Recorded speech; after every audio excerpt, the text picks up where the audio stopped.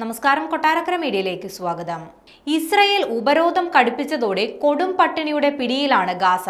മരുന്നും പോഷകാഹാരവും ഇല്ലാതെ കുട്ടികൾ ഉൾപ്പെടെ നൂറുകണക്കിന് ആളുകളാണ് നഗരത്തിൽ മരിച്ചു വീഴുന്നത്.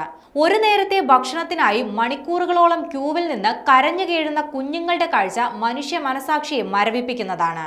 ഒരു നേരത്തെ അന്നത്തിനായുള്ള പോരാട്ടമാണ് ഗാസയിലെ ക്യാമ്പുകളിലെങ്ങും കാണുന്നത്. തുടർച്ചയായ ആക്രമണങ്ങൾക്ക് പിന്നാലെ ഇസ്രയേൽ ഉപരോധവും കടുപ്പിച്ചതോടെയാണ് ഗാസ കൊടും പട്ടിണിയുടെ പിടിയിലമർന്നത്. കഴിഞ്ഞ 24 മണിക്കൂറിനുള്ളിൽ ഭക്ഷണക്ഷാമവും പോഷകാഹാരക്കുറവും മൂലം ഗാസയിലെ ആശുപത്രികളിൽ 9 പുതിയ മരണം കൂടി റിപ്പോർട്ട് ചെയ്തിരുന്നു. കുഞ്ഞുങ്ങളെ മുലയൂട്ടാൻ പോലും ഗതിയില്ലാത്ത ആയിരക്കണക്കിന് അമ്മമാരും നിസ്സഹായരായി കഴിയുകയാണ്. ഗാസയിൽ പട്ടിണി മൂലമുള്ള മരണങ്ങളുടെ എണ്ണം വർദ്ധിച്ചുകൊണ്ടിരിക്കുകയാണ്. മനുഷ്യനിർമ്മിത കൂട്ടപ്പട്ടിണി എന്നാണ് ലോകാരോഗ്യ സംഘടന ഗാസയിലെ മനുഷ്യരുടെ അവസ്ഥയെ വിശേഷിപ്പിച്ചത്. ഗുരുതരമായ പോഷകാഹാരക്കുറവുള്ള കുട്ടികളുടെ ജീവൻ രക്ഷിക്കാൻ ആവശ്യമായ പ്രത്യേക ചികിത്സാ ഭക്ഷണം ആഗസ്റ്റ് പകുതിയോടെ തീരുമെന്ന് യൂണിസെഫും ഏജൻസികളും മുന്നറിയിപ്പ് നൽകിയിട്ടുണ്ട്.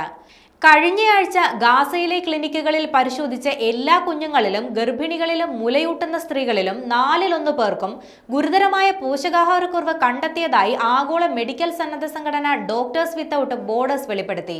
വരും തലമുറയെയാണ് കൊടും പട്ടിണിയിലാക്കി ഇസ്രയേൽ ഉന്മൂലനം ചെയ്യുന്നത്. 100-ലധികം മനുഷ്യാവകാശ സംഘടനകളാണ് ഗാസയിലേക്ക് അടിയന്തരമായി ഭക്ഷണം എത്തിക്കണമെന്ന പ്രസ്താവനയിലൂടെ ആവശ്യപ്പെട്ടിരിക്കുന്നത്.